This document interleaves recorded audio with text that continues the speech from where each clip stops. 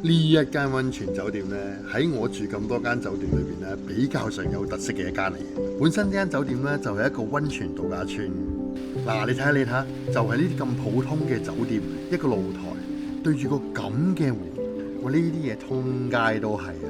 但係佢呢個賣點真係完全吸引唔到我，但竟然俾我喺呢一間酒店裏邊呢，揾到一個佢哋新開張嘅帳篷溫泉區域。嗱，呢一個點呢，就真係吸引到我啦！成個帳篷溫泉區域係有9間房嘅，咁佢呢個位置呢，就係建立喺一個山腳裏邊，每個帳篷房呢，都有一條呢啲咁嘅樓梯呢，單獨伸展過去，變成一個獨立嘅區域。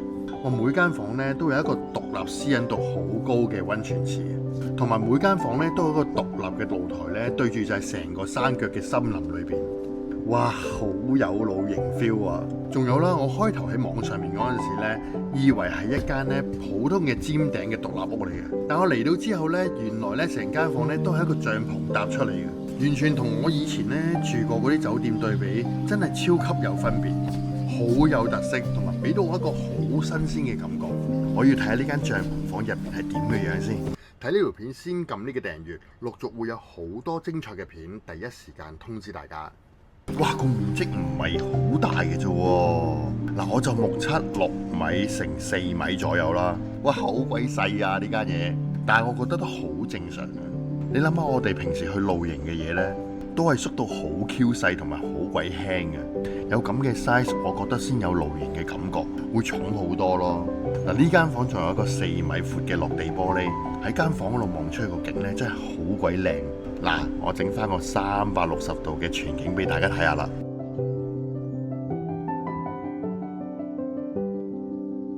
睇下呢個洗手間就真係一樣都係好細嘅。嗱，目測大概2米幾乘1米幾左右。咁個洗手間裏邊咧，同埋個沖涼房咧，最多都係可以企到1個人嘅啫。但係勝在個洗手間咧，真係幾企理幾乾淨。嗱，我身高咧就1米83嘅高度，企入去呢個沖涼房裏邊咧，都會有少少多餘嘅空間可以活動得到嘅，都 OK 㗎。但係咧，我伸開張手咧，咁就可能問少少啦。呢度洗頭水、護髮素同埋沖涼液嘅。喺個廁所馬桶上面亦都有安排一啲基本嘅用品俾你，有牙膏啦、護理包、剃鬚刀，基本嘅都有噶啦。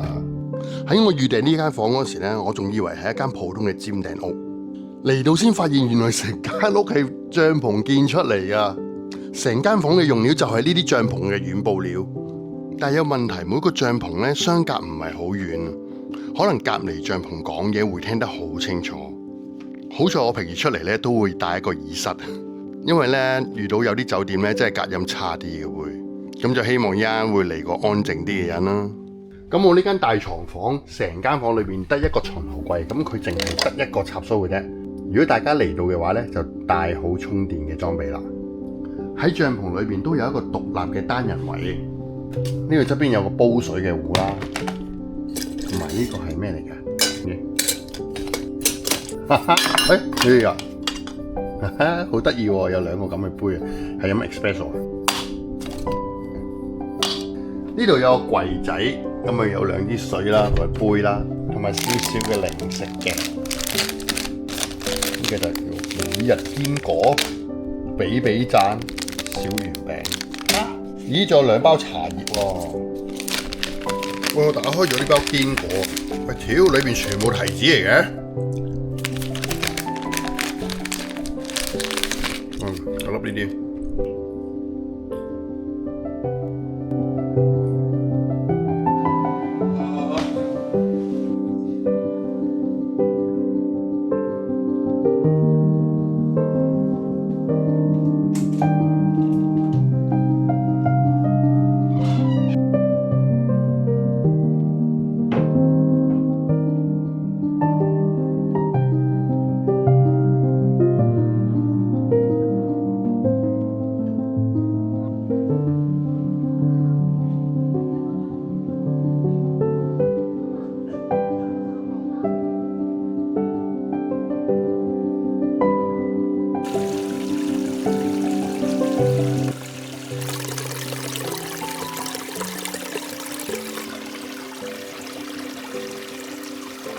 由於呢一間房係一個帳篷嚟嘅，隔音咧就會遇到唔係幾好嘅情況。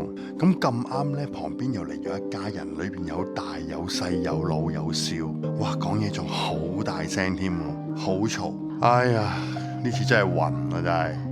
好在我都有帶住佢，因為以防有啲酒店咧個隔音好差咧，咁我就用呢個咧就冇問題啦。咁頭先我都喺呢度周圍行過其他嘅房啦，其他嘅房間都好安靜啊，住得入嚟嗰啲人咧都唔會話咁嘈啊。咁啱我後邊咧就遇咗呢家人，咁啱我就遇到呢度嘅酒店嘅員工啦。咁我同佢講咗情，咁我聽到佢哋聽完之後都好好，即係馬上將啲聲音收細啊，亦互相體諒啦。咁人哋都係嚟玩嘅，都算係一啲個別嘅事件嘅。事關啦，我今次訂呢間溫泉酒店咧，真係與世隔絕㗎。附近咧起碼要揸個8至9公里嘅車左右咧，先到市區咧有餐廳食飯。所以咧，我就選擇咗喺呢一間酒店裏面嘅農家餐廳嗰度咧食我今晚嘅晚餐。但係我可以話俾大家聽啊，呢間餐廳咧我食完之後咧，真係好大驚喜。咁講咁多做乜 Q 嘢啊？即刻去介紹俾大家啦！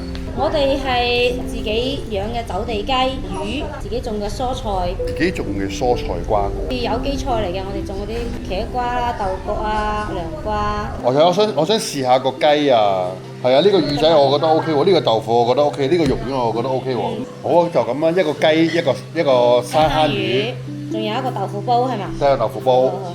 跟住我後邊咧就叫咗3個餸。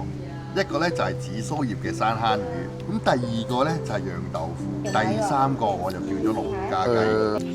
跟住呢一個咧山蝦魚，就炸完之後再用啲紫蘇葉去炒咧，咬落去外邊好脆好香，裡面咧包含咗好多嘅魚味喺度，係有保持到鮮味喺裏邊嘅。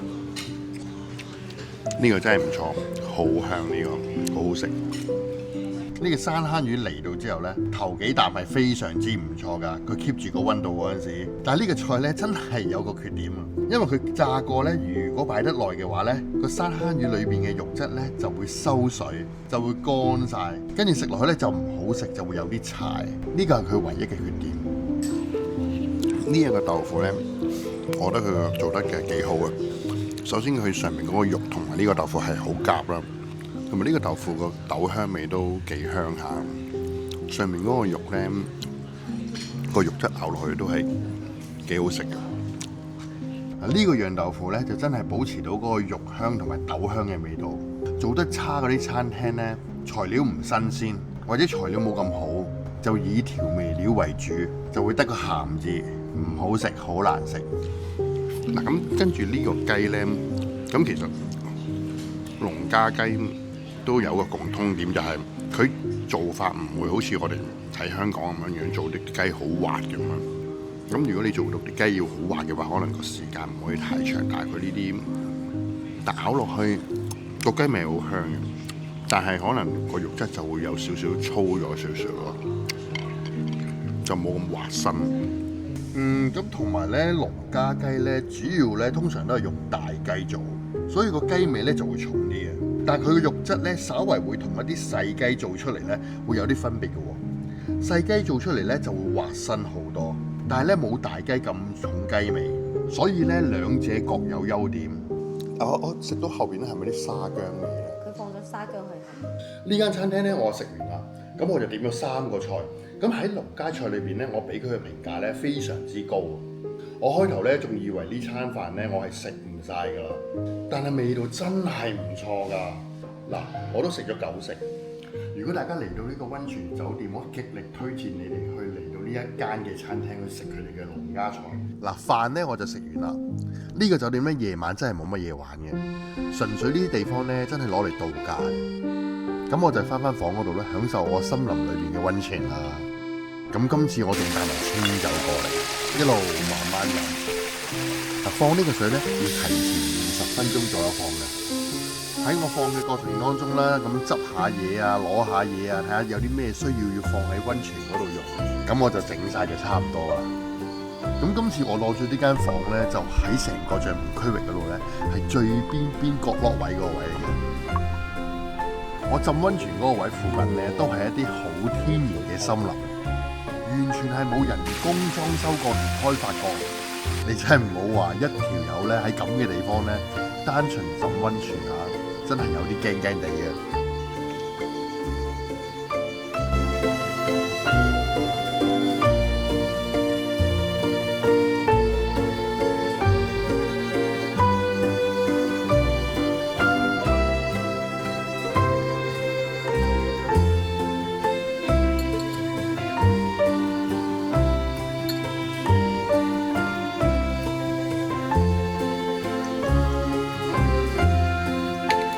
後面呢個咧就我間房啦，呢種帳篷房咧一共係有9間嘅。咁我呢一間咧係比較上靠邊一啲嘅，每一間房都有一個獨立浸溫泉嘅池。而我呢個池咧係比較上特別嘅，就喺邊嚟嘅，側邊係一條河，圍封嘅板咧就冇咁多，比較上空曠少少。其他嗰啲咧四周咧都係一啲竹棚啊、竹林去圍住，私隱度都好高下嘅。其實我呢個都私隱度都好高啊。其實如果你哋想全裸浸溫泉嘅話咧，其實呢個私隱度係其實完全係冇問題嘅。浸完溫泉之後呢，我哋行翻出嚟帳篷區域嘅一個公共區域啊！哇，夜晚個佈置真係好多燈，個環境氣氛真係好靚好正。但係如果大家一班朋友過嚟呢，租幾間房，呢個公共區域呢就真係大派用場啦。咁可以成為成班朋友喺度聚下、傾下偈啊，或者係飲下酒啊，玩下一啲遊戲。呢一種玩法真係另一種嘅味道。我喺浸溫泉過程當中咧，我支清酒已經飲 Q 晒㗎啦。好在呢間酒店咧10點半之前咧仲可以叫嘢食同埋叫嘢飲。浸完溫泉喺呢個咁舒服嘅環境下，唔飲翻2杯，點對得住自己啊？所以而家好開心。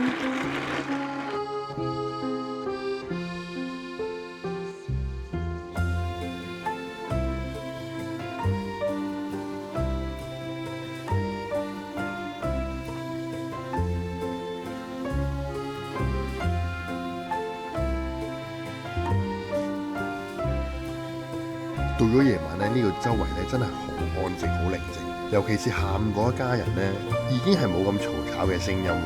我都浸完溫泉，飲完有啲醉，唉！而家呢個環境真係好鬼舒服，我就要瞓覺啦。Good morning 啊，各位！成個環境咧都好安靜，差唔多朝頭早嗰陣時咧就聽到少少雀仔嘅聲，同附近河邊嘅水聲。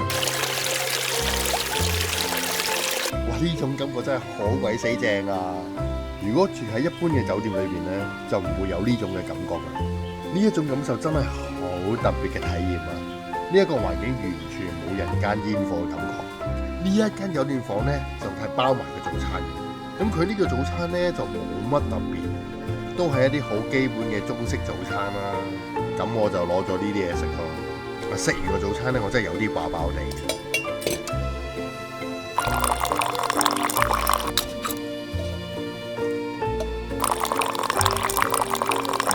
而家朝頭早10點鐘，我仲有時間可以沖翻杯茶飲下、嘆下、消化一下。同埋咧，我會準備浸多轉溫泉。日頭呢個環境浸溫泉咧，同夜晚個感覺就差好遠嘅，亦都係完全兩個 feel 嚟嘅。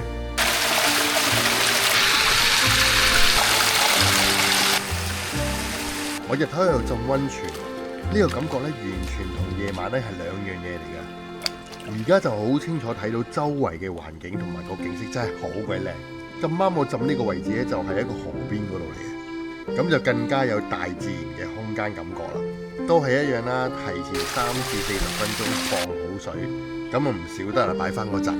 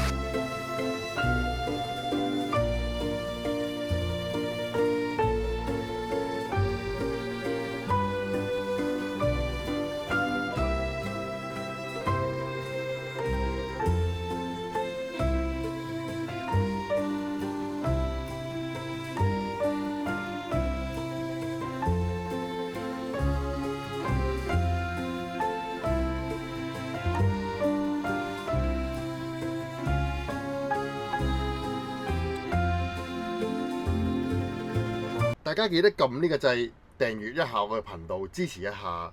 我而家手頭上仲有好多好正嘅片喺度剪緊，希望大家唔好錯過，多謝大家。